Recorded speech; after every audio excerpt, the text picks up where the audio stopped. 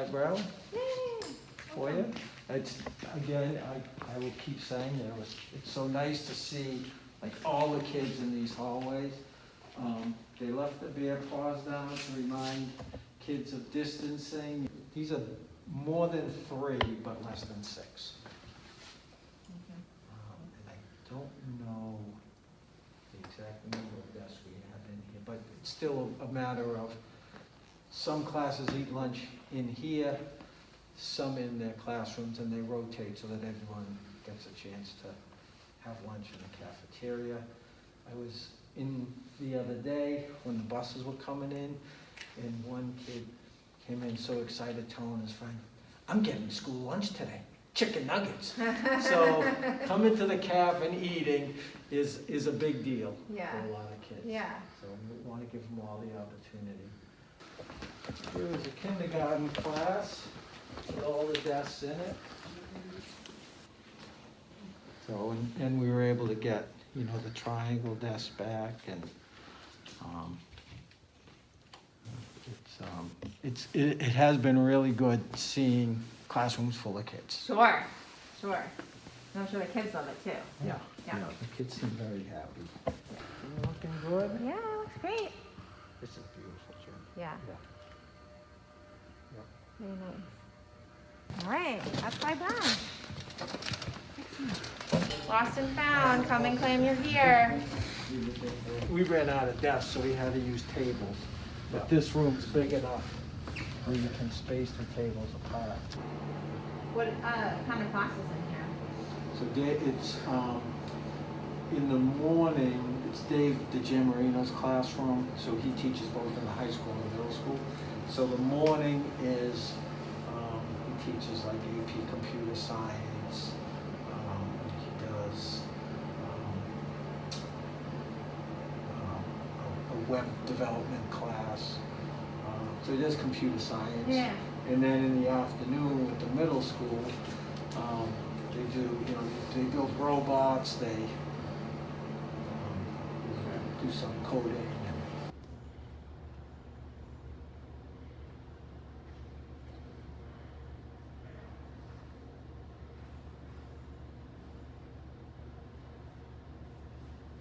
The September 14th Millis School Committee meeting. We are in the library. You can view us on YouTube. We're also being recorded and can be viewed on Mondays at 7 p.m. on Comcast Channel 8 or Verizon Channel 37. Actually, all meetings are posted to the Millis Public Schools website under School Committee, and all times are approximate. Jody, has anyone signed in for open session? No. So I'm going to take attendance here. Mr. Conroy. Here. I am here. Mr. Catalano. Here. Miss Gibbons and Miss Roach are not here tonight. And we have our teacher rep, Stephanie Copis. And we have Mr. Mullaney, our superintendent. We're going to skip around a little bit today. We have a couple of people here to recognize. So we're going to start with our superintendent's award. Thanks. Yeah. Madam Chair. Yeah. It gives me great pleasure tonight to present my very first superintendent's award to a very deserving candidate. And I'd like to just read what this student's guidance council wrote as we prepared for this. It says, Riley takes initiative for her development as a student and a person and is always looking for ways to challenge herself, expand her knowledge and abilities, and give back to her community. In school, Riley has pushed herself since freshman year by taking the most rigorous courses available at our school. Not only does Riley excel personally in every class that she takes, but her teachers rave that she is always eager to contribute to class discussion and goes out of her way to help others. She stands out as a leader in all her classes, but her leadership shines especially bright in her math and science classes. She has earned several honors, including the George Eastman Young Leaders Award, the Massachusetts Maritime Academy Future Women Leaders in STEM Award, the Society of Women Engineers Certificate of Merit with Honors, and has been recognized as an AP Scholar with Honors. In addition to being a leader in the classroom, Riley is a leader in many circles in our community. She's a STEAM scholar and the correspondence secretary for the chemistry club. She's a 3-sport varsity athlete on the girls' varsity soccer, basketball, and track and field teams, and has earned various awards, including the Coaches Award for track and field and the MVP Award for soccer sophomore year. Riley is also an active member of the Junior Leos Club, the Peer Leaders Club, and is vice president of the class of 2021 Student Council. Through her participation in these clubs, she has planned and supported dozens of community service events that benefit her classmates and her community. Riley never misses an opportunity to strive for academic excellence or contribute to her community. She exemplifies the core values of the Millis Public Schools, and we are proud tonight to recognize our Superintendent Certificate of Excellence winner, nominee and winner, Riley Connor. I think you have to go around, you have to do this.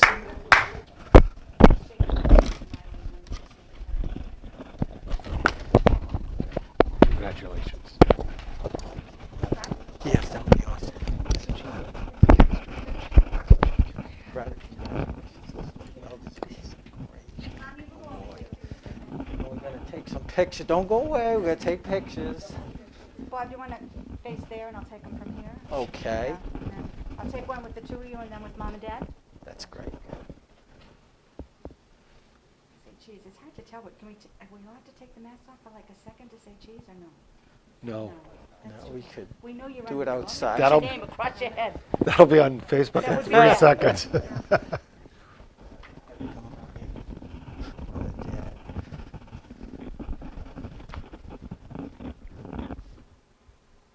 a very nice Do picture. you want one? And I'll jump in for one. There you go. Say cheese. I know it's being a cheese under there. Thank you. You can tell it from the eyes.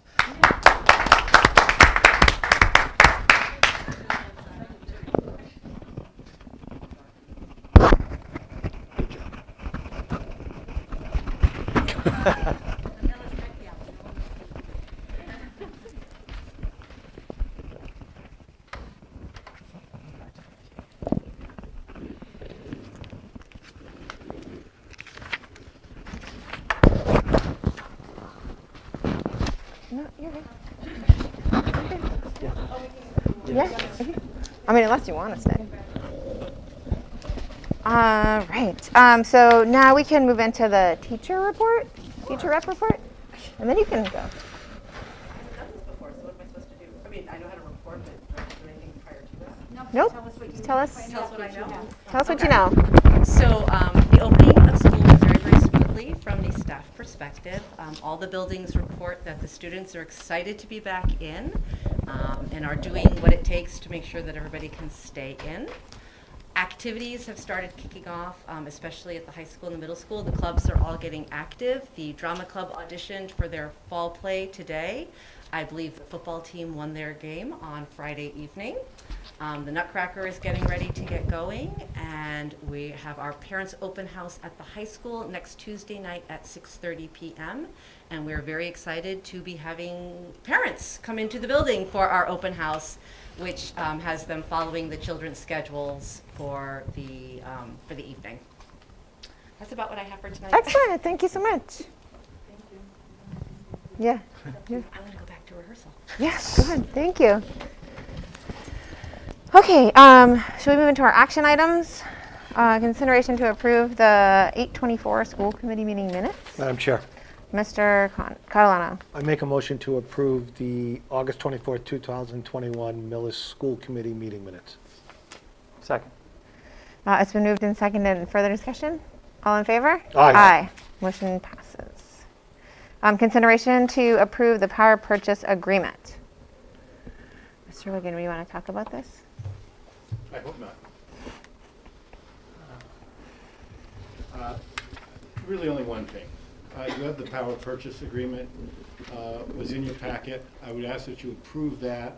I did not get the final executed lease for tonight's meeting, so we will hold off on that, and we will bring that forward at the next meeting. That's not going to hold up. any of our work on getting the solar project started in any significant fashion. Madam Chair, Mr. Conroy. I move that the Millis School Committee authorize Director of Finance and Human Resources to sign a 20-year power purchase agreement with Select Energy Development. Second. It's been moved in second. Any further discussion? All in favor? Aye. Aye. Motion carries. And the lease we don't do, right, because we're waiting for that. Correct? Say that It's again. not on the We're- agenda. to do It's- that. There's two motions. There's just Two two in the motions. memo, but we're not doing the lease We're not agreement. gonna do, Yeah. we're not gonna do the lease Yep. tonight. Yep. Perfect. I wanna make sure I see the final. Yep. Okay. Yep. All right, so moving into the chair report on back to school policies. We are still masking. Everyone that comes into the building needs to wear a mask. The mask policy is the full covering your nose and your mouth, not just your mouth. And we will be looking at metrics for unmasking in a little bit in October, or talking about that and figuring out what the Department of Ed is going to give us to kind of use as a metric as well. Mr. Catalano, do you want to talk a little bit about the Health and Safety Committee meeting Yes. in terms of the back to school policies? Ms. Roach, myself, the superintendent, Terry Wiggin, teacher reps, we meet on a weekly basis for the Health and Safety Committee. That committee's pretty much been meeting since March of 2020. We've had some time off. We discuss whatever active cases, if there are active cases, what's going on. We also talk about planning, and a big part of the conversation has been what will it take to remove the mask? As people recall, the state has set the floor at 80. And once again, just to remind students and staff and community members, we have not agreed that 80 is what we as a committee will rescind our policy for. So it's not October 1st, and it's not just 80%. We're working with and consulting with the public health officials and medical officials on what that percentage would be. They're not prepared at this time to give us a percentage.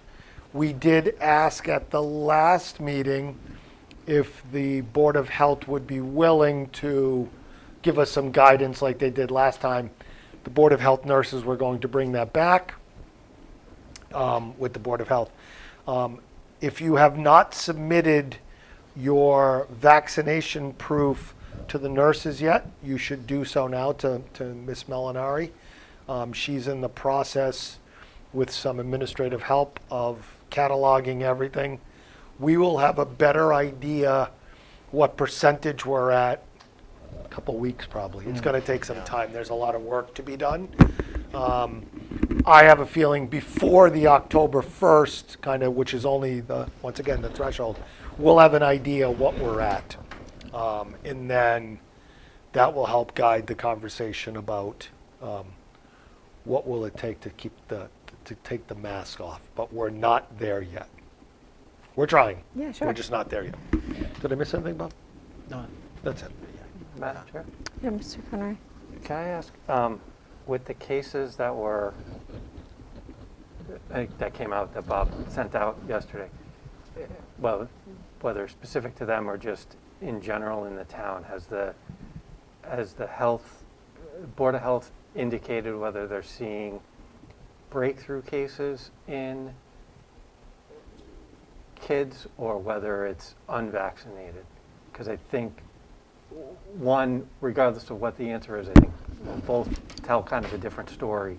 One, if we're seeing cases of unvaccinated, it just further enhances, as many people that can get vaccinated should. At the same time, if it's breakthrough cases, it's a reminder for people that, breakthrough cases are happening everywhere. And if people need to be cognizant of that. We all do, just throughout daily life. So 3 of the positive cases One was fully vaccinated, so that's a breakthrough case. One was half vaccinated, meaning They got one shot. they only got one shot, and one wasn't vaccinated. So literally, we have all three All scenarios. three scenarios. So now that's only one, but that goes to But it's- prove Right, it goes to prove exactly across that. the whole. It is, everyone is at risk, and everyone needs to be cognizant. And what we're doing is, what we elected to do even before the state told us that we had to, is to take every precaution to keep people as safe, to keep everybody in the building, to minimize quarantine, to minimize isolation. Because again, I know Bob sent this out yesterday. Unless it's a close contact within the school, test and stay doesn't apply.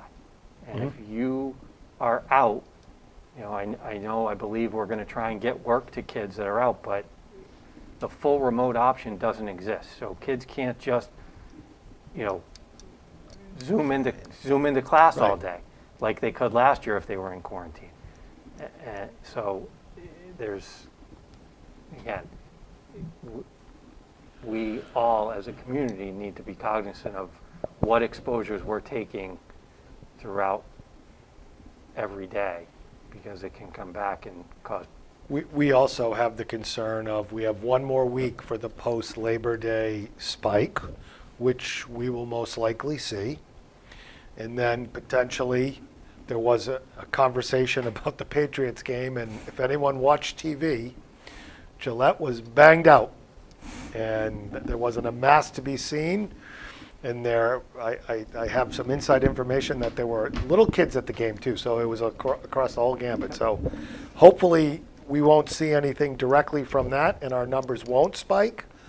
But our public health officials have been pretty good at predicting spikes, and they have played out. So we're no different than any other town, No. So And we're unfortunately, riding it we're out. But becoming no yeah, different than any other state in the country either. exactly. Well, we're more vaccinated. Well, yeah, true. That's it for the health and Okay, safety. thank you. Fall warrants. You want to talk about that, Terry? I'm trying to think, because we kind of have three things that are sort of melded here together. So I think I'm going to take the last thing first, if you don't mind. Sure. Which is Which the is what- CIP. Capital Yep. improvement. Capital improvement. And that's that long sheet that you have. So this would drive any, for the most part, any facilities, technology. There is a curriculum item on here that would be a warrant article. There's also some transportation items that conceivably would drive a warrant article. You're not required to submit any warrant articles. You're not required to submit all of these as warrant articles or proposed warrant articles, and typically you do not, particularly in the fall. Couple of changes just to highlight them. We had put the building interior and the building roof were our first three previously. I've moved the SOI up to the top, but with clarification that nothing can happen with the SOI without a further vote by the legislative authority of the town of Millis, that's town meeting, and without the legislative authority of the MSBA, that's the MSBA board. So both of those bodies would have to do something before we could even consider the SOI. But as both the Board of Selectmen and this body have approved the SOI, I felt it appropriate to show it in a bit more prominence than it was before. And so just for further clarification, Yes. it would still have to come back to us to vote. And in fact, Yes, on the Clyde Brown project, there was a conversation because someone couldn't take the money. We had a debate Yes. on whether we should take it. So there would be, and there's at least another vote by this body. I'm trying to remember if there's another vote by the select people. Well, actually there is, because they put things on the warrant. I believe, yeah. So there, So so there it's not an is- automatic. It's I not do an agree, but I automatic. also There's a- wanted to. There's a very deliberate process Yep. that you have to go through before this SOI could even begin. And again, I've projected that money to be right now in 2027. That's the earliest right now that I'm thinking that's probably going to happen.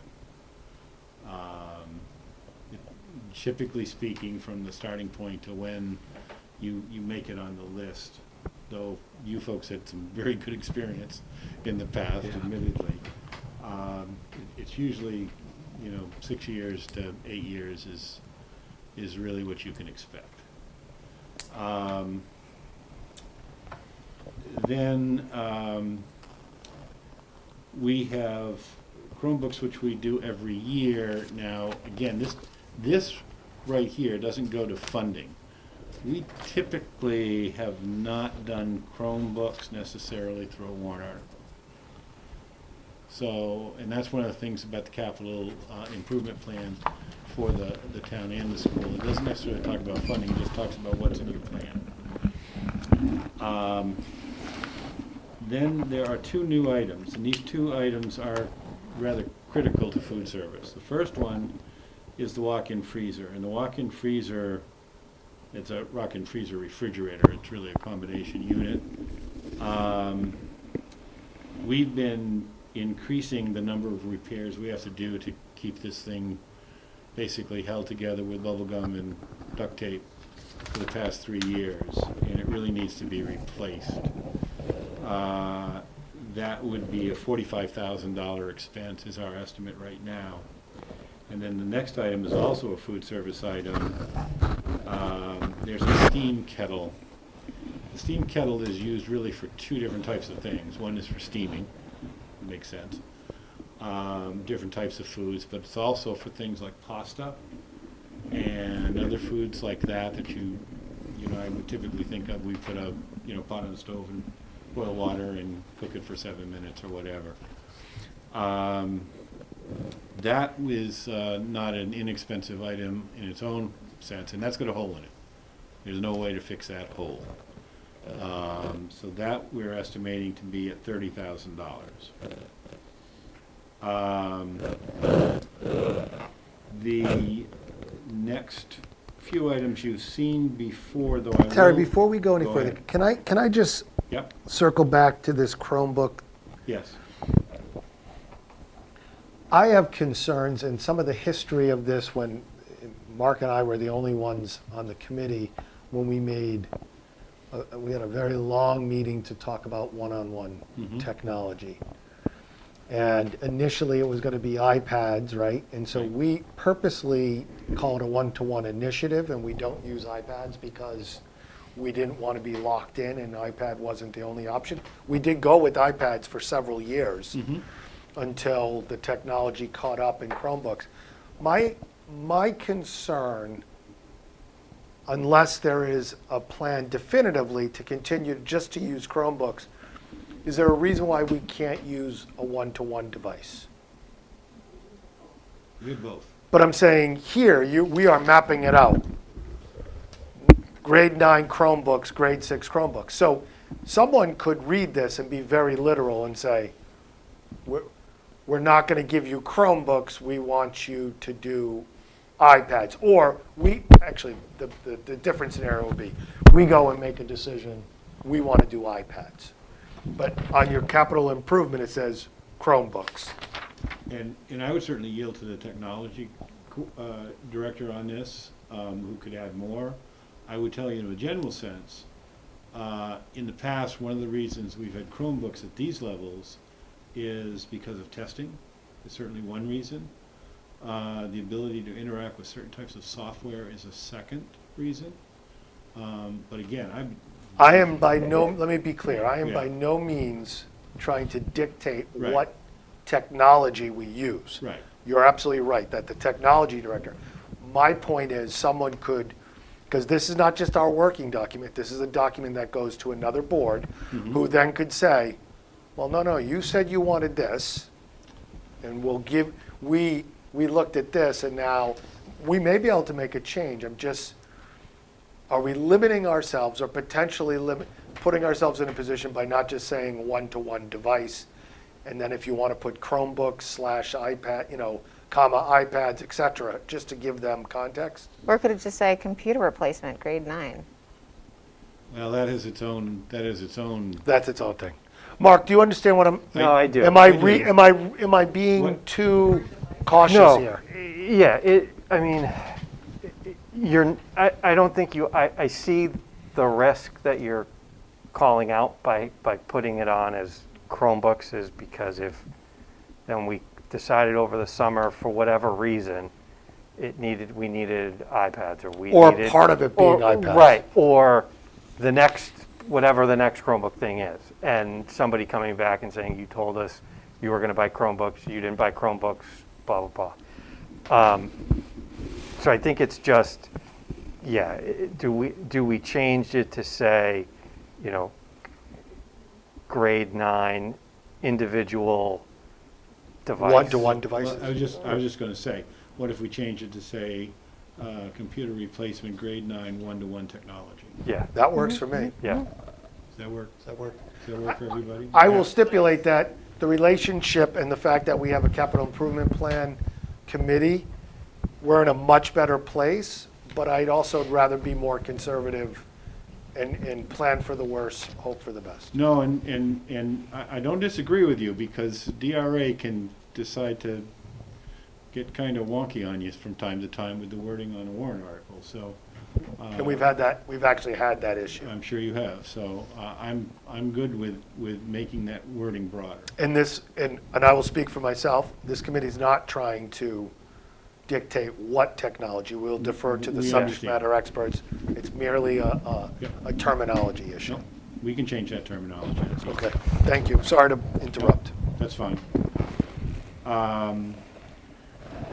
We have some money in here for some replacement switches for the network. That's kind of out of ways.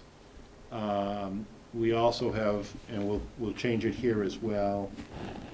We're going to put replacement one-to-one technology undesignated. That's, and again, this is not the funding, does not necessarily mean it's a warrant article. This is more situations where, we have a Chromebook that all of a sudden goes down and we need to replace it. And that typically is money that has always been in the budget. We really haven't ever asked for a warrant article for that. Coming into some vehicles, we need to replace vans. We thought we were going to get an earmark from the state this year to replace one. Our intention was to replace it with an electric van. We did not get that earmark. We did not get the warrant article. We're okay now. We could wait till spring, but we can't wait forever. We've got to start replacing these things. We've got 3 vans right now that are all well over 130,000 miles. I believe one of them is over 140,000 miles. These are hard miles that these things put in.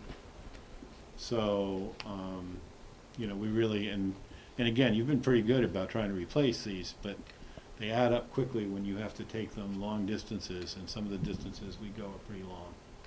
We were doing really well, Yeah. and we had banged out a few extra, and we had extra money, and then things got a little tight, and we didn't, so it doesn't take much to get behind, so I support. The one question I have on the vehicles, as much as I support the green initiative and being as green as possible, we're approving solar on the roofs. Did you map out the extra costs that could be associated with an electric vehicle, meaning from the infrastructure of charging stations to the cost of it? Is it a neutral kind of thing? For the vans, for at least the initial purchase of vans, because we have 2 charging stations, those 2 charging stations will handle 4 vehicles. Okay, so two vehicles could be, for example, Sure. people who are driving to work in an electric vehicle. 2 could be ours. We believe actually that we're not only we believe would be in very good shape because the engine wear and tear and repairs on an electric vehicle, essentially there's one thing to mainly go wrong, and that's replace the battery. and batteries are becoming better literally every year. Okay. So we don't believe, actually believe we're gonna save money Okay. in more ways than one on an electric vehicle. That's on vans. Now, the next item, which is an electric bus, and I'll talk about why we have an individual bus there. Let me talk about that first. Ideally, right now, I'd have 7 runs. I can't do that right now because I don't really have a dependable 7th bus, and I don't have a driver for it if I had the bus. So, you know, we're kind of redoing our routes, and we're gonna make things work right now. But ideally, I would have 7 runs. If, okay, the infrastructure bill ever does pass, and if it includes the initiative for school buses that is supposed to be there, then there may or may not be money that will couple with local money to buy an electric bus. So it would be a great opportunity to invest in one. And then over time, we would hope the buses come down, but they are not cheap. And what we may want to look at, as opposed to getting a whole raft of electric, and by the way, I've talked to Jim McKay and I've looked at the new DPW, and putting an electric bus up there would be no problem.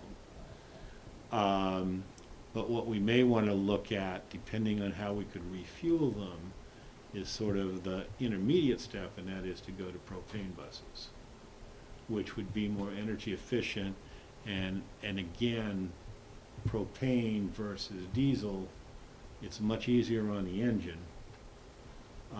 So your payback is going to be better not only in fuel efficiency, but also in wear and tear, lack of wear and tear on the engine. It's the same reason that your boiler system is better when you use natural gas versus oil.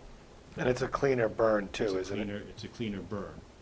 And I haven't really, because we haven't gotten to the point of we're talking about it real seriously, but we also have a local vendor in town that I think might be willing to work with us on if we needed a filling station, that sort of thing. So at first glance, the conversion to electric is not going to increase the cost. No, electric.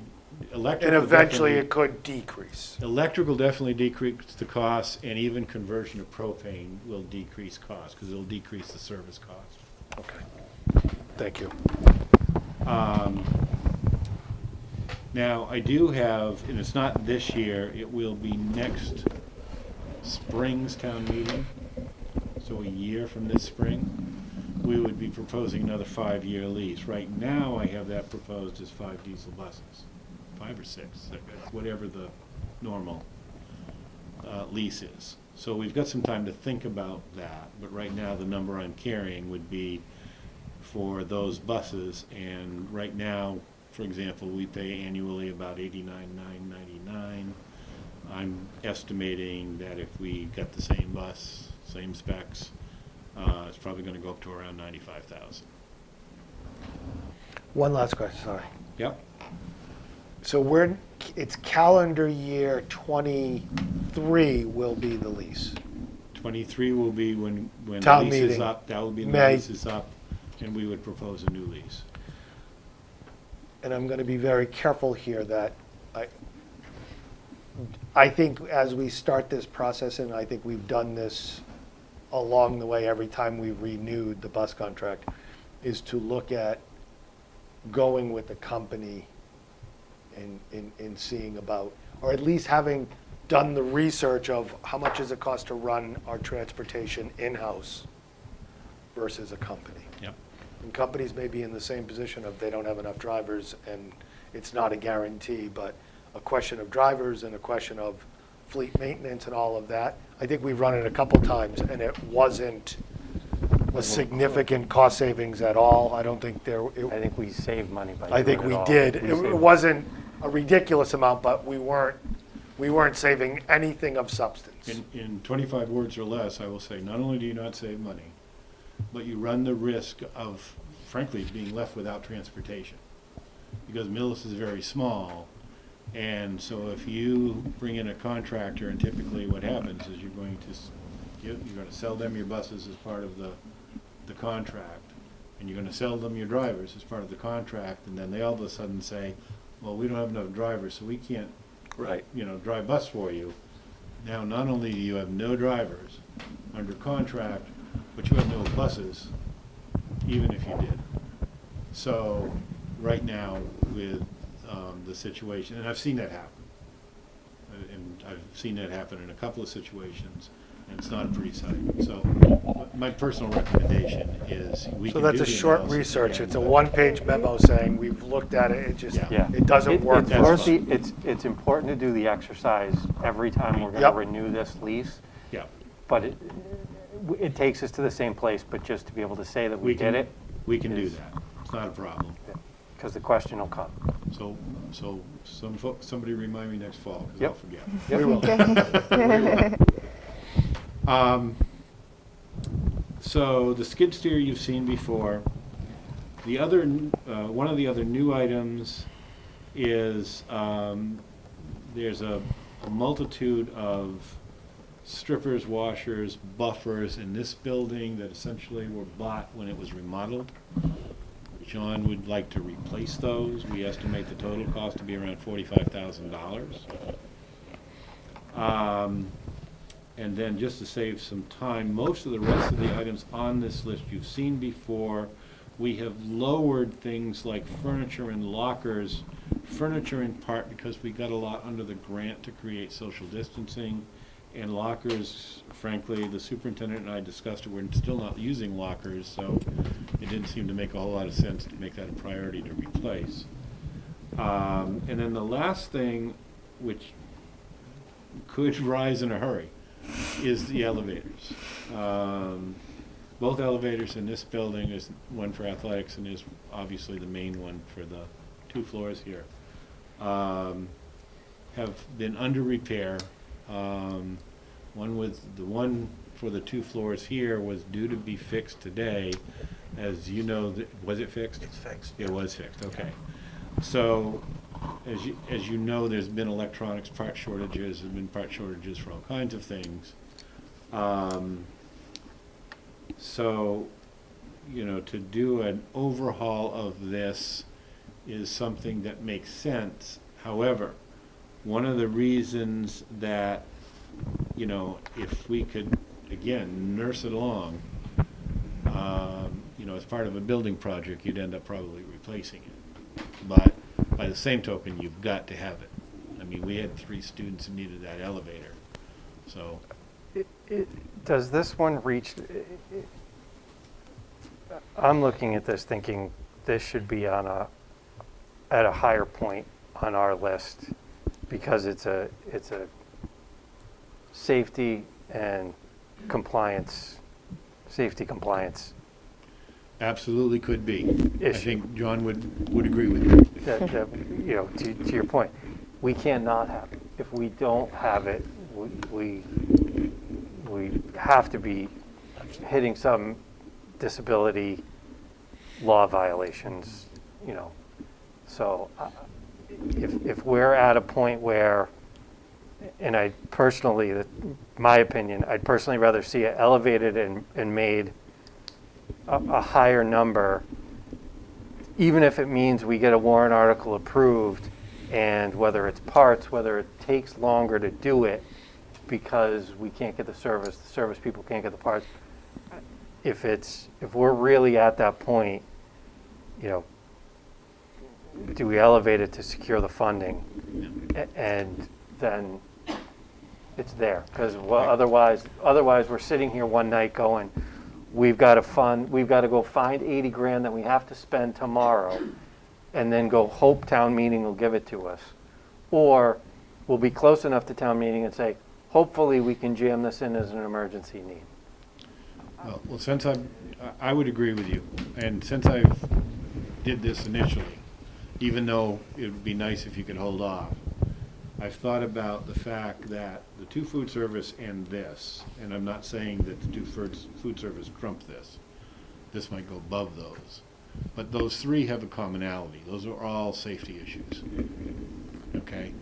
Obviously, you need to keep your food safe. Obviously, you need to be able to cook the food safely. And the elevator, obviously, again, is required by law to be able to transport, disabled children, safely up and down stairs, up and down floors. I would have no problem having that moved up, certainly. So if that's the committee's, sort of. I would, as much as I want to take care of the kitchen stuff, I don't see that as out of compliance with law as much. It's a safety issue, it's a concern. I think this one has to be the top priority where. Of those three, Of those absolutely. three. Yes. Because if that goes down, we are in trouble. Mm-hmm.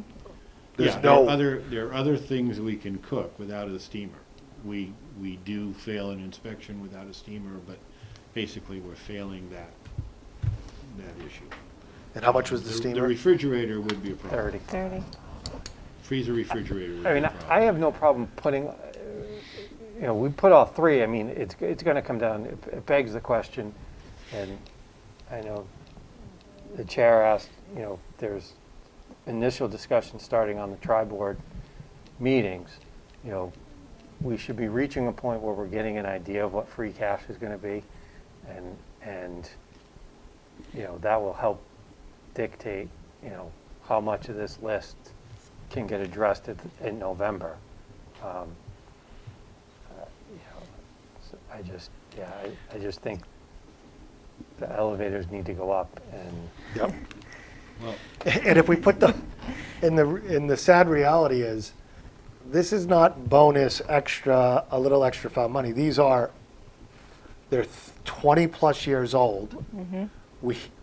And we have an elevator that if goes out, we are out of compliance with ADA. And none of this is extra nice things. We have to do these.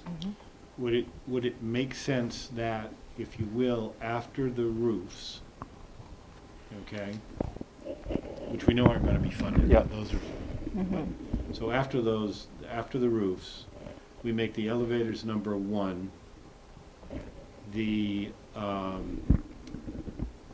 freezer refrigerator number 2, the steamer number 3, and that those 3 would be our warrant articles that we would propose. And they would rank them in that order. That if we only got one warrant article, for example, It'd we be would the want it to be elevators. the elevators. Yeah. Does that make sense? It does. Yes. That makes sense. Okay. So I think then the 2 things I'd like the committee to do is approve this list with those revisions that we talked about, and then to approve those 3 warrant articles ranked in that order. Madam Chair. Mr. Catalano. I make a motion to approve the capital improvement plan as revised during the meeting. second. It's been moved and seconded. Any further discussion? All in favor? Aye. Aye. Motion carries. Madam Chair. Mr. Catalano. I make a motion to authorize the business manager and human resource director to put forward 3 warrant articles for the fall town meeting. And those warrant articles would be the, Elevator. I'm just looking for to give you the exact number. 80. Well, actually, they are. They So you're have- looking for A35. 835. I got it. Elevator upgrades in the amount of up to $80,000. Okay. Replace the walk-in refrigerator at the middle school, high school in the amount of $45,000. And replace the steamer kettle in the middle school, high school kitchen in the amount of $30,000. Second. It's been moved and seconded. Further discussion? All in favor? Aye. Aye. Motion carries.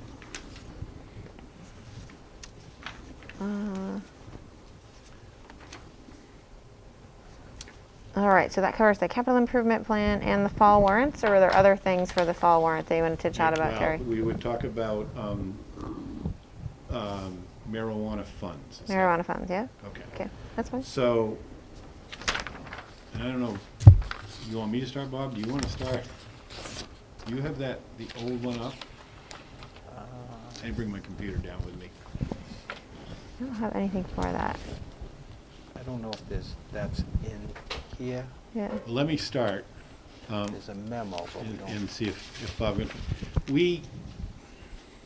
be 2 years ago now, at any rate, when the marijuana first started, okay, as a potential revenue source, marijuana sales, we were asked to submit what we thought our priorities would be. And if I can do this from memory, which is better than it was a few weeks ago, we had suggested funding for, and again, there's certain things that has to be related to. You can't just say, oh, we'd like to use some marijuana revenue to put in a new carpet. That won't work. So it has to be related to helping, obviously, students, either deal with or avoid use of drugs, basically, in a simple sense. So we had talked about funding an increased amount of a school adjustment counselor, which this committee later did because Clyde Brown, in its increased size, needed that additional school adjustment time. We talked about some increased time with the bridge program. We talked about a shared social worker with the town. We advocated that. I'm trying to think, was there one other thing I'm missing? Some extra after-school activities. Right. Expanding those programs. Yeah. I actually And found it. also some professional development for the staff. That's right. In drug misuse prevention. So I think that, and I know Bob had more discussions than I had, but I know in the administrative team meeting, we talked about that some of that is still okay, but there may be, particularly at the middle school level, some increased needs that we have, particularly at the school adjustment counselor Right. level. Am I saying that? Right, yeah, More or less we'd correctly? be looking to add to that list that we had. Actually, instead of a 0.6 adjustment council, we'd be looking at a 0.75.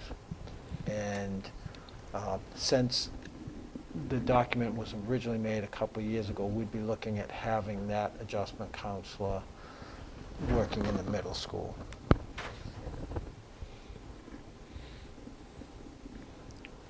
And I think that's probably the big change. Were we gonna do anything with Bridge? More than what's already there? Not more than what's already there Not at more than this what's time. already there, You know, okay. we think for the funds from the marijuana impact funds, the increased adjustment counselor would be the best fit for the use of those funds.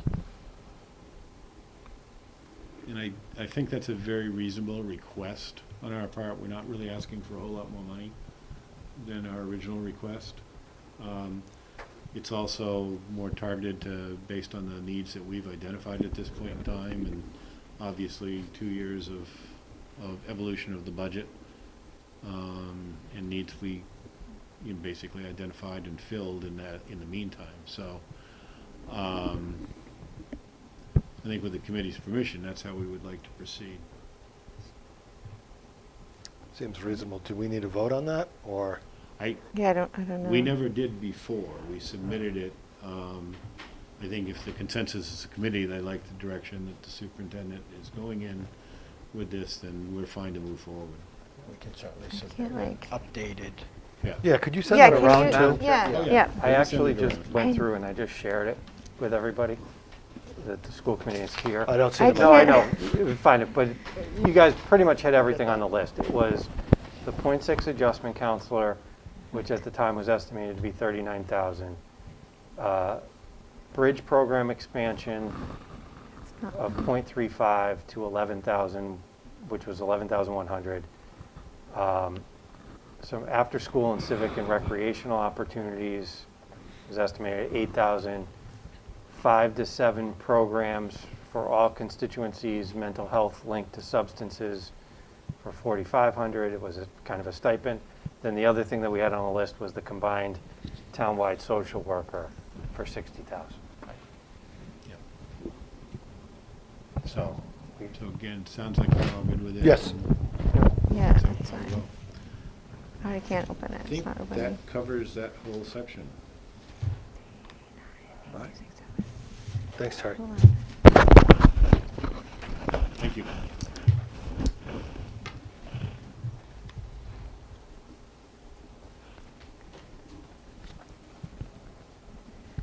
Oh, okay, sorry. Like too many tabs open. I think that's everything under my report. Do you want to start? Sure. I think this time. Yeah, sure. 10 minutes. Yes. Madam Starr, would you like to come up here?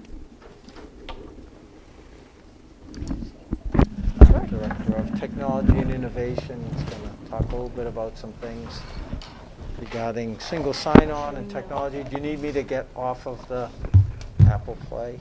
Yes, please.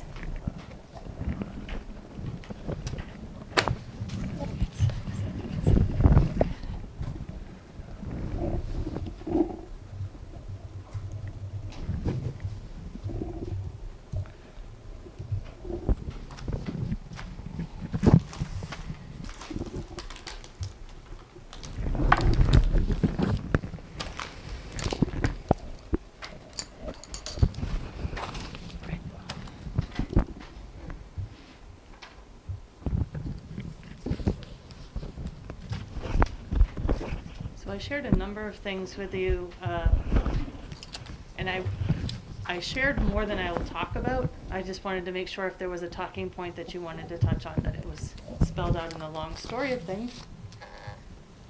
And I hope I can keep talking. Yeah, take your time. So, just very quickly, just some quick updates on what we've been doing and what where we stand right now. Students in grades K through 12 are one-to-one with devices. It's a mixture of devices. The two learning management systems that we're using this year primarily are Seesaw and Google Classroom. And the reason for that is It's Learning is no longer renewing its contracts with the United States customers. So our contract ends at the end of this year, and they're focusing on their European market. So I think they're primarily a Microsoft focus. They tried to be very Google focused, but Europe is very Microsoft focused. So that's our last year with It's Learning. The library computers over here are kind of like a mini lab that we've always had for students. We ended up buying those through the lease warrant, and those are installed and ready to roll. Thank you, Dave and Ryan. The grade level iPad carts and the STEAM Lab iPads, that was another part of the lease warrant. We were able to redeploy those, so those carts are set up as project carts again for grades 2, 3, 4, and 5 at Clyde Brown. They're with Chromebooks, so we had, as part of the building project, created project carts of iPads for them. And the STEAM Lab, we basically borrowed from every system in order to make every student have a device to take home during the remote and hybrid learning time. So all of the storage units at Clyde Brown that we wired as part of the building project and then snipped out and sent home are rewired, put back together again. And you do have a handout in your packet for SMS texting. That was an opt-in. We sent out an opt-in message to families over the summer. We did a little reorganizing in PowerSchool and made sure we had up-to-date cell phone numbers in the right fields in PowerSchool in order to send them to School Messenger. So now the staff has now had their opt-in message, so we've got a very good response rate for that. This is something that this handout that I sent you guys, I'm pretty sure you have it as a hand with a phone. So, This is yeah. the next phase in that. This is if a person has the correct cell phone number in PowerSchool, they can just text a Y to this number, and then opt into our SMS texting. So as new people come in, we'll be able to tell them, make sure we have their correct phone number, and they can opt in. Or if somebody didn't reply yes when they got the invitation, we're only allowed by law to send the invitation out once, so they would have to opt in manually. So I just wanted to let you know that's phase 2 of that, but we've had a great response, and texting will be a great tool for us as far as reaching out to very specific lists of people in the community or staff. This year we're going to be doing some focused work on digital literacy and the computer science standards, so aligning K-12 and just seeing where we are. We did some looking at that last year just to see where we were with instruction, and we're going to work on aligning that. Continue to implement the single sign-on and rostering with rapid identity. And then a little bit more on the safety, cyber safety site and connecting with families. And I'm actually going to start with that because SSO is a longer story. So the cyber safety site is a fantastic resource for families and for staff. It has tons of resources on cyberbullying and other topics, security settings on devices and apps, helping parents understand how the apps are set up and what kinds of settings they can be in charge of on their own. App reviews. The app reviews are very thorough. They're done by cyber safety experts. They cover things from, what can students do, what can they not do, what can you change, what level of communications going on, age level and such. Lots of cyber safety expert advice, and one of my favorite starting points for families is the quiz that you can take. And built into that quiz, a family member, whoever was taking that quiz, would get advice from or comments from cyber safety experts, what their thoughts are on that topic. So that's the link. If you have this as a live document, you can click the link. And if you have the letter that's attached to the memo in your packet, this was sent out to families and staff and will be sent out again this fall. And the last piece of that, which is new for us, the company sets up these pre-made posts that we can send out to families through social media. And they have different topics, so we can pick, a cyber safety topic for the 6 weeks, and every other week send out a message that has information about that topic. So we can kind of just keep building this interest and knowledge in our community on that. Any questions on cyber safety before I move?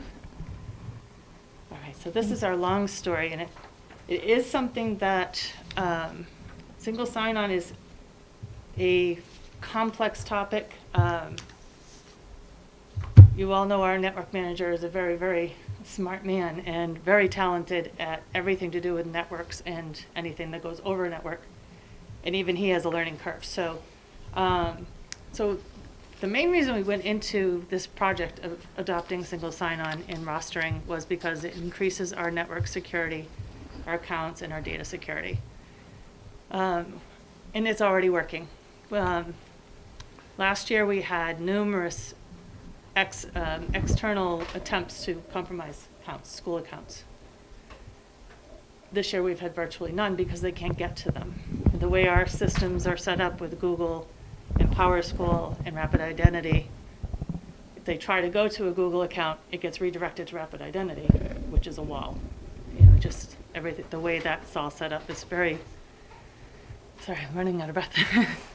It's very complex how it's all set up, but it's basically a data exchange between the Rapid Identity single sign-on cloud portal, our student information system, and then our managed Google domain. So those three systems, which are complex in and of themselves, are working together to put this single sign-on SSO system together. Another big piece of this is that it streamlines the process of rostering the applications that we use. It manages the secure login to multiple learning and productivity applications that we use. And it also provides a portal dashboard where students and staff will be able to access their applications with a single sign-on, which is what SSO is supposed to do. Just a quick timeline of where we've been and where we're headed. Last spring and into the summer, We've spent a lot of time doing systems work with the engineers from Rapid Identity and our tech team. We've set up secure systems that enable that cloud to exchange data with PowerSchool and Google. That is the critical first component of the whole implementation process. Until those systems are talking properly, securely, predictably, you can't build on a foundation that isn't perfect, essentially. So the next piece of that was getting the accounts into the portal and provisioning them. So the systems are talking, the accounts are in the portal. The next step is to introduce users to the equation. And that changes everything in technology, especially when you have 3 complex systems and now the users are interacting, because you can't predict all the pieces. So account claiming was the first step. It is the initial user interaction with the whole system. The claiming process was something that was very new to people. They're like, I've always had Google, why am I doing this? And it's very hard to explain in a simple couple sentences why they're doing something, and it was way more information than most people wanted to know. They just wanted to get to Google. So the claiming process was, it had its ups and downs, and it had a lot of all of the tech team just all on board, getting into classes, answering phones for families, etc., emails.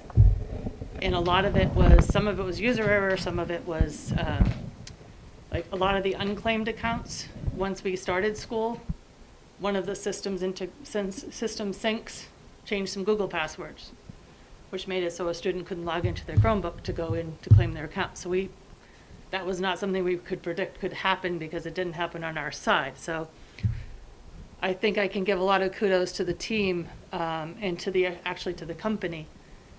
Huge collaborative effort, sometimes hours into the night, but just how do you trace back the logic? So the way these systems talk are with scripts, little programs. And in those scripts is logic. If this happens, then that should happen. If not, then do this. And then you find out there's another this. So they have, I would say, we have, I think Dawn said 99% of our accounts are claimed at this point. And there's a few handful I'll have reasons for not being there. So we've had success there. Passwords are stable.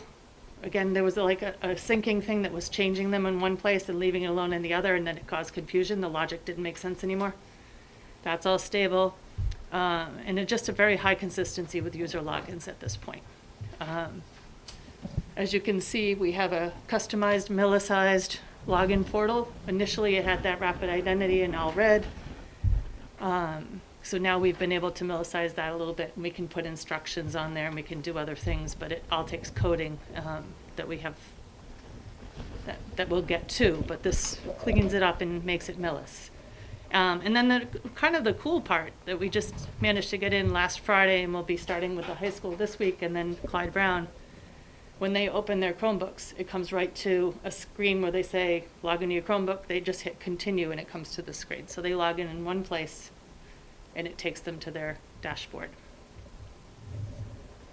We also have some resources. So on the digital learning site that we've used all the way through, I think we started it just before the remote in hybrid learning. We've used that as our central spot to put information.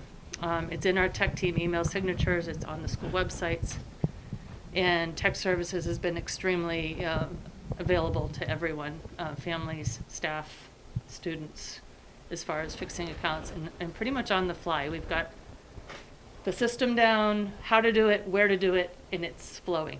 So we've made huge strides in the 2 weeks that staff and students have been back and interacting with the work that we did last spring, last summer. This year, the accounts are provisioned and mostly claimed.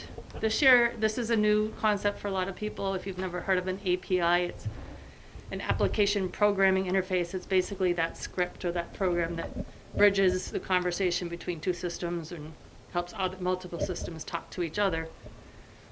You have to build those. They don't just happen.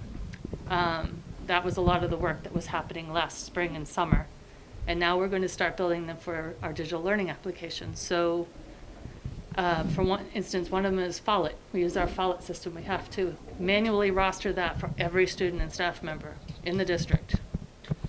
So this system would go into Power School, see who has access, roster those classes, log them in, and when the student goes to their portal, they click on Follow It, and they're in. That takes up a lot of building. So the way it's going to work with the company, they build our first API completely, and we chose Follow It because that's one of our biggest ones. Then the company co-builds an API with us they have a studio that they use for building APIs. So they'll build the second one with us. The third one we'll build in-house with them as consult. So by the third one, we should be pretty good at it. And then we have access to this studio for building further APIs, and we can build that dashboard out. In the meantime, we can still put links to all of our applications in the dashboard. We just it won't be automatic login until we finish building an API for each one. But that dashboard would be built over this year. And then I put in their building capacity as well as building our dashboard. Having somebody in-house or having groups of people in-house who can build APIs for our systems means we don't pay other people to do it for us. And we know our stuff, we know our equipment, we know the details of our student information system. So we're building a really important capacity in-house too with this. Once we're fully implemented and rostered, which again, that's going to take a good part of the year to get to a full implementation, but it is a long process, especially with a small team. The applications in the portal will be assigned to classes and grade levels as part of the rostering. Then the Rapid Identity, SSO Cloud, and our systems work together and put all the classes into the digital learning application. So the first graders will go into their classes, Seesaw class, or their classes, IXL class, and it will be rostered for them. Once they're rostered and their passwords and everything sync, they'll go to their dashboard, they'll see all their stuff, and they can click on anything and already be logged in, which is huge for the little ones especially. And the other piece of that, especially for elementary, is we have the ability to use like a QR code or some other pictograph and allow them to log in a non-typing way. So they'd be able to open their Chromebook and go bleep, and then it would bring them to their dashboard. And at that point, we can set really crazy secure passwords for elementary school. So the only other thing I was going to say in your packet, just because I wanted to make sure you had the most of everything that we have, this was a slideshow that I had created and used to create one of the getting started videos. And it just goes through, I think, a little bit more detail about the claiming process and such. So if you had any, we don't ever have to do that again. But understanding the process and what we did, and then if we do have new students or new staff, they would go through this process. If we had new family members, they needed to go through this. Just new staff. So I just wanted to give you that extra information on that too.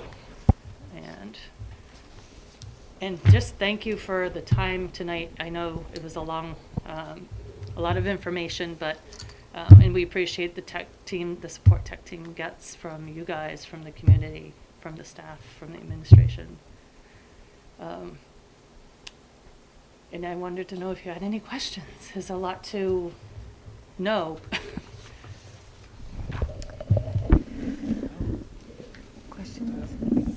I'd just like to say just thanks to Jen and her staff, because so much of this work is front-loaded.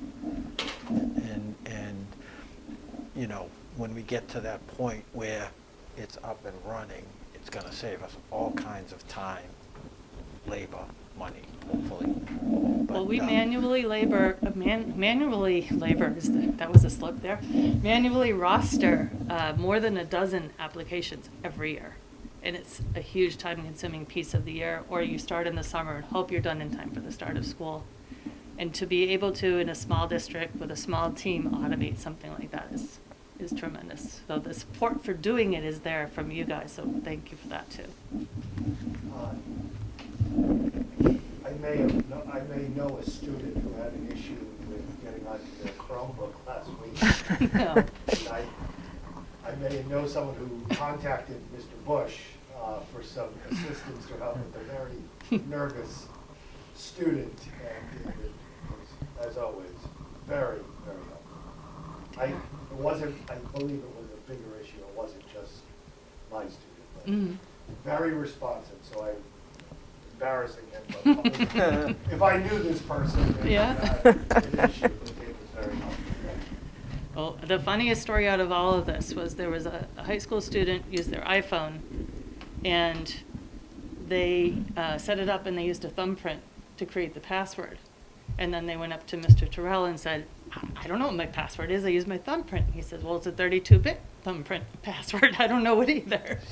So he had to go in and set a new password for that. So you never know what users are going to do either. So Right. But yes, it's an amazing team.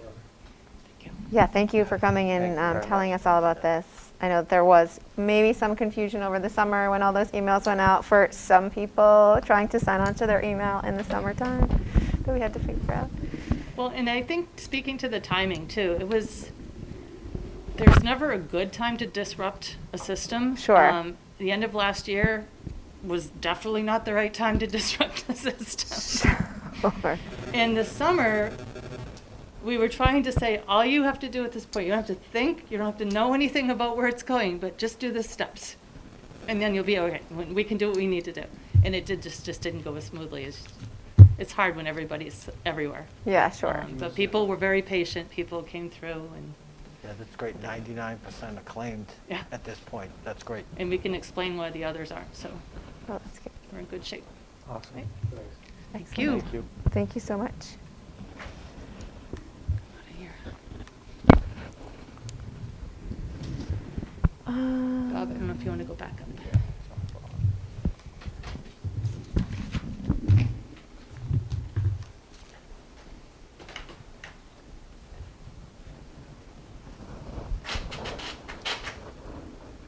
Okay, at this point, do you want me to- Yeah, go ahead. Sure, since we're talking about the opening of school and things that are confusing, I'll start off by talking a little bit about the quarantine and testing program we've had to start school.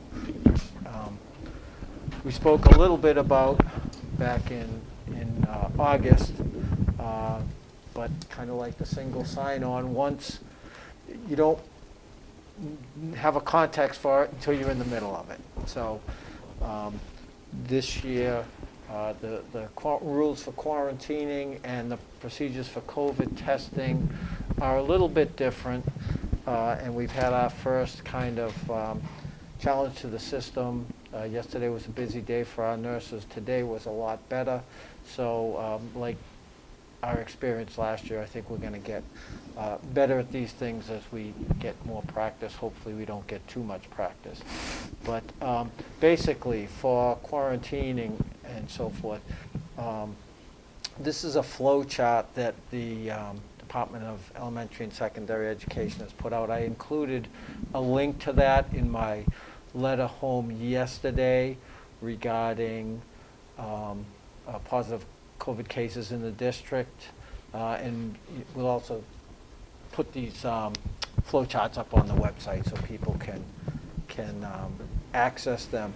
But basically, they walk through the different scenarios when we have cases or close contacts. So the first scenario here is if we had an individual who tested positive for COVID, and they're in our building, one of our buildings, the immediate response is go home and quarantine.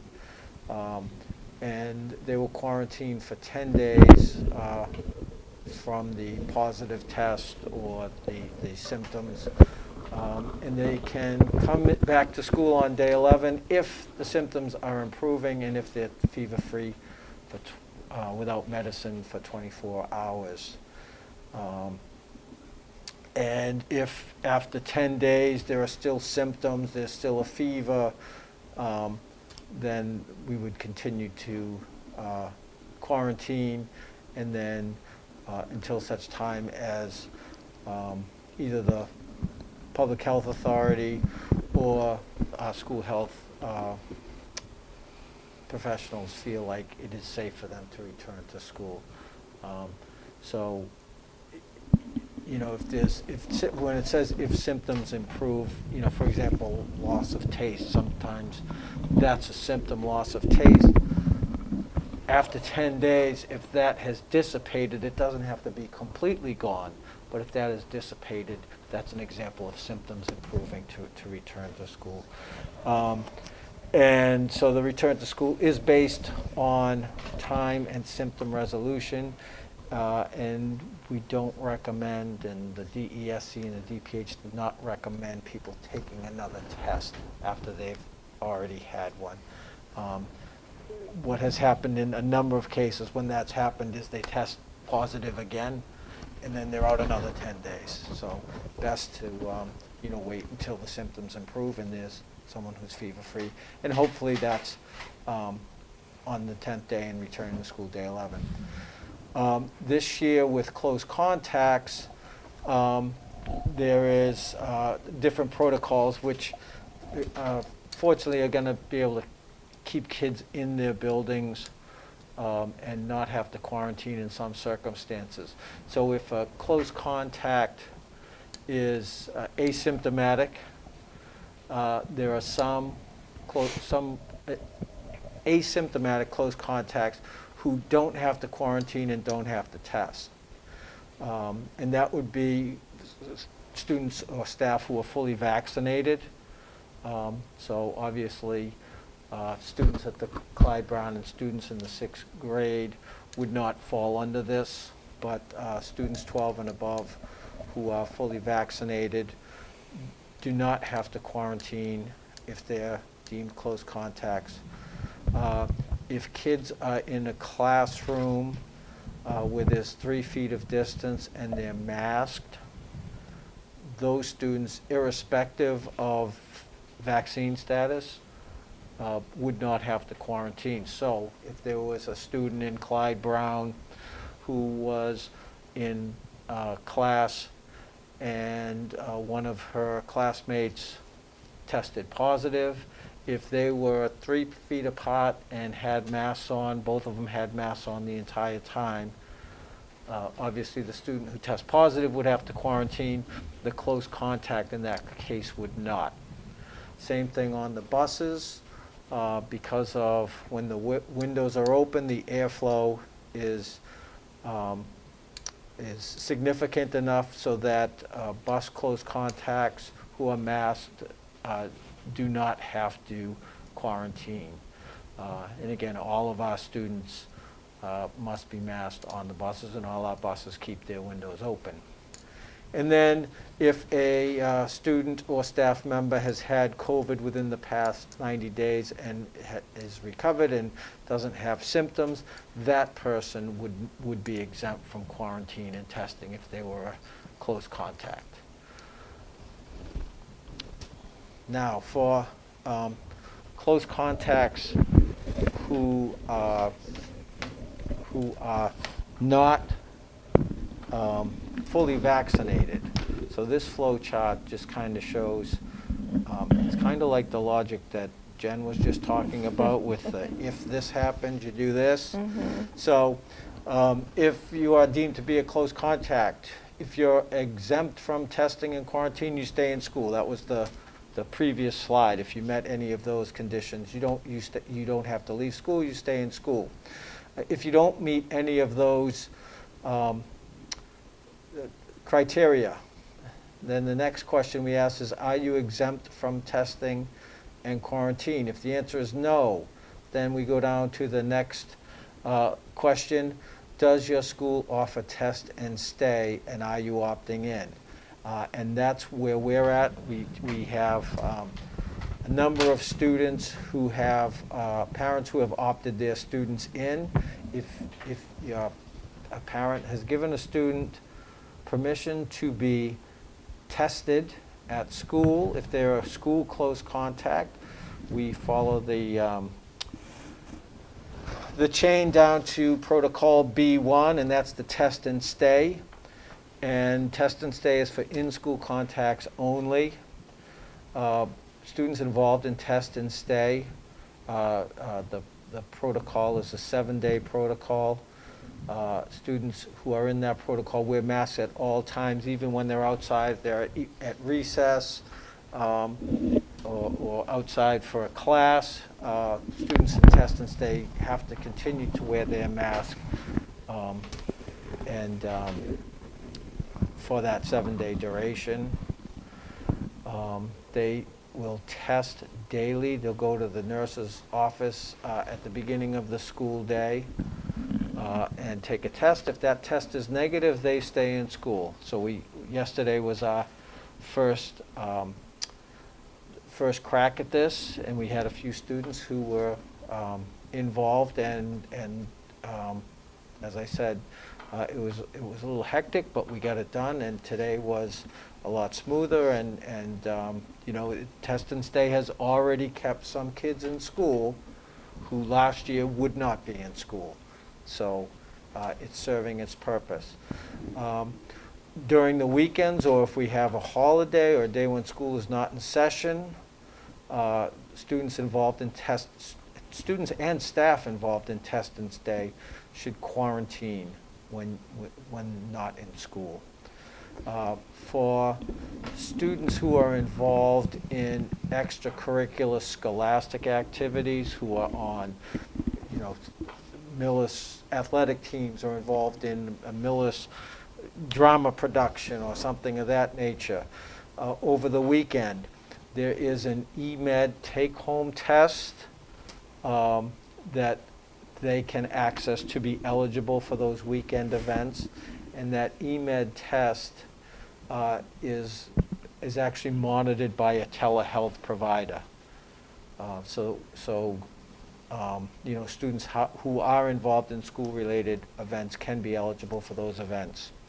And even when the testing is done, students who are asymptomatic close contacts should continue to monitor for symptoms for 14 days.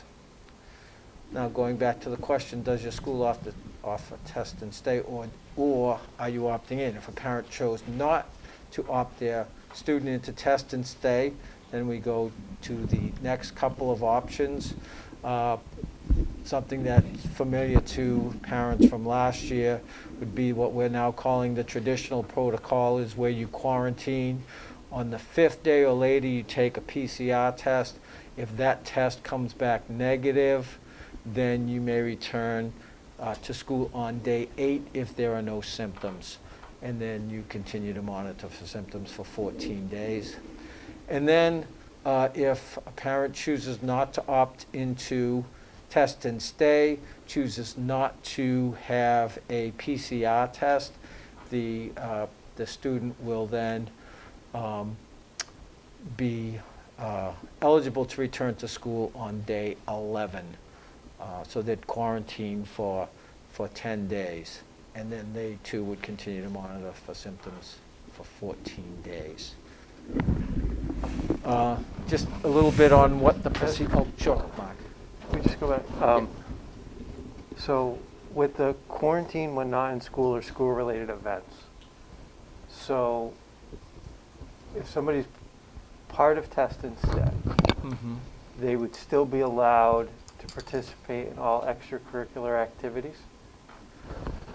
If they're negative that day. Yes. Yeah. Yep. But they would have to wear masks outside and inside. Outside and inside. So. And presumably coaching staffs, club advisors, et cetera, are made aware. Would be aware if someone were in the protocol and would have to wear a mask. And just a little bit on how the test and stay works. And like I said, we got to test it out yesterday.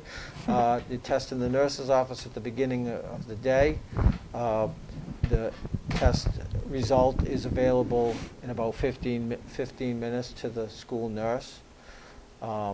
Once that negative result comes in, the student is cleared to go to class. If that test comes back positive, that student is sent home And it's recommended that those students who have a positive rapid test result take a PCR test to confirm. And if the tests contradict each other, if the PCR test comes back negative, then that trumps the positive antigen test, rapid test. And the student would be eligible to come in the next day after a negative PCR test and would continue the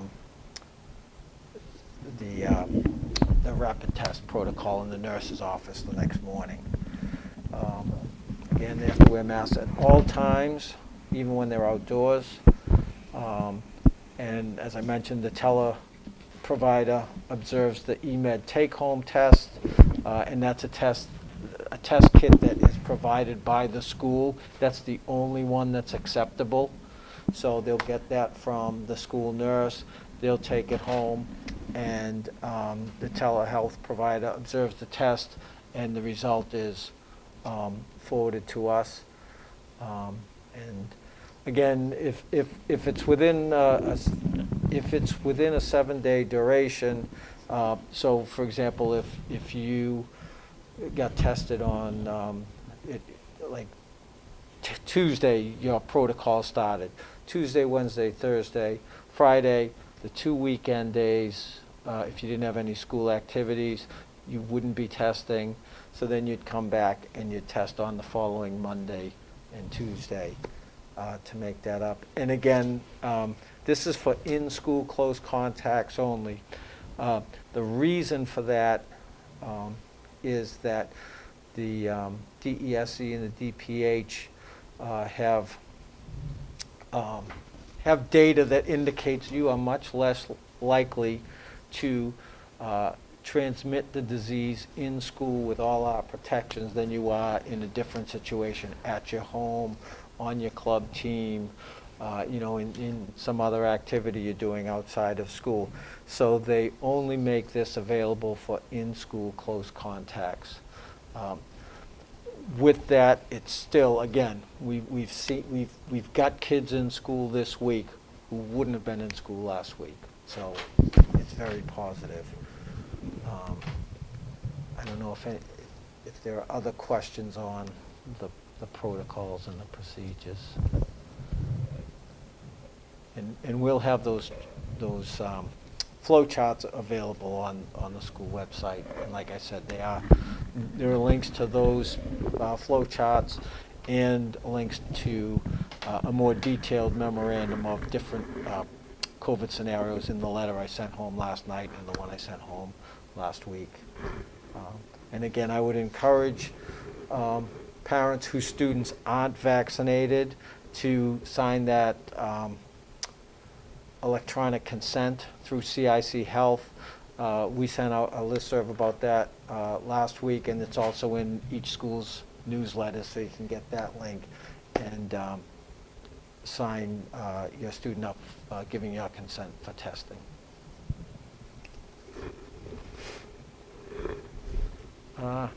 And then some happier news, the school reopening. Again, it's great to see classrooms full of kids again. It's great to see kids in the hallways. It's great to see kids outside eating lunch. We're in a much better place than we were a year ago. A year ago today, we weren't in school yet. So we're in a much better place. And my observations of both students and staff is that it's people are very happy and grateful to be here. So just some opening day stats, and this kind of goes along with the September enrollment report. We have a population of 584 kids at Clyde Brown pre-K to 5. The middle school is currently at 273 students. High school is at 328, and our new TIES program is at 8. So our numbers, we've already increased our numbers since the September 1st enrollment. We've had a few people move into the district, and so we've increased our enrollment a little bit. We've also welcomed some new teachers. Becky Lazon is our TIES program coordinator, and I think at some point maybe we can have the committee visit the TIES program on Norfolk Street in Norfolk. Bobby Jo St. John is the new 4th grade teacher over at Clyde Brown. Megan McCarthy, high school guidance counselor. Kylie Fallon, also a Millis High School alum. Clyde Brown, special ed teacher. Bradley Brownell is a high school physics teacher. And Jenna Brogna is a Clyde Brown special education teacher. So we're happy to welcome them as we opened school a couple weeks ago. Open houses. It was mentioned that open houses will be in person this year. The high school September 21st, Clyde Brown September 23rd, and the middle school September 30th. And it will be a limit of 1 adult per child at open houses, and of course, masks are required per mask policy, and that's something that's also any municipal building in Millis requires masks, so we will be masked. Each school, individual schools will be sending home more information in their newsletters about the different aspects of the open houses. Also, a survey was sent out recently to gauge interest in a COVID vaccination clinic. We have a lot of people who are vaccinated, but we don't have, not everyone's vaccinated, so we want to give people an opportunity for that. The state's offering mobile vaccine clinics free of charge. They just need to know approximate numbers of people who are coming, and if the demand is great enough, they'll send something out. If the demand is not great enough, we will work with those families who are interested in getting COVID vaccines to make sure they get vaccinations. I'll also be sending out a survey in the near future regarding the American Rescue Act. This is the 3rd round of federal money coming to schools to mitigate the impact of COVID-19. And as part of planning for those funds, we're going to be surveying the community and different constituencies and stakeholders to get their views on some of the areas that would be appropriate for those funds. And then I have the latest edition of Boston Magazine. It's available on your newsstands right now. And it's their back to school issue, in which they traditionally rank the best high schools in the Boston Magazine area. And basically it's the 495 belt, any town within or touching 495. So there's about 150 schools in that area. And Millis High School, and they look at data on standardized tests, MCAS, SATs, AP exams. They look at graduation rates. They look at dropout rates. They look at a number of different data points and come up with an index score, and then rank the schools by their index score. In this year's edition, Millis High School ranked 34th. And again, there are some pretty impressive high schools in the 495 belt, so we're pleased with the ranking of 34. A new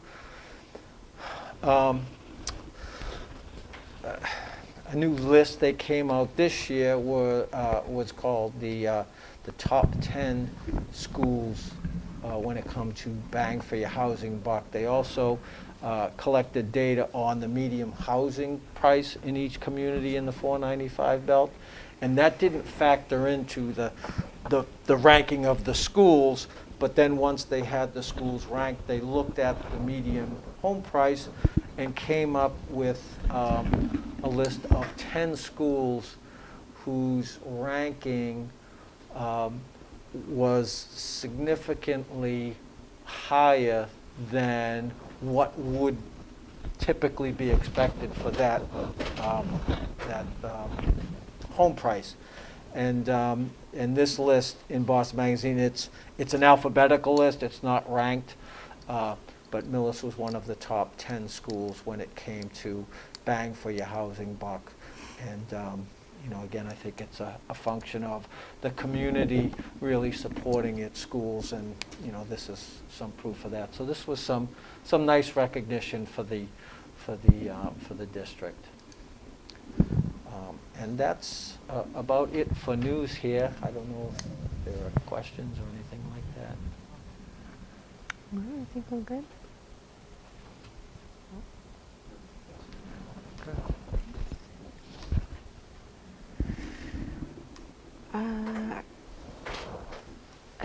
Do you have an executive session? No. Madam Chair, Mr. Catalano. motion to adjourn. Second. It's been moved and seconded. Further discussion? All in favor? Aye. Aye. Motion carries. We are adjourned.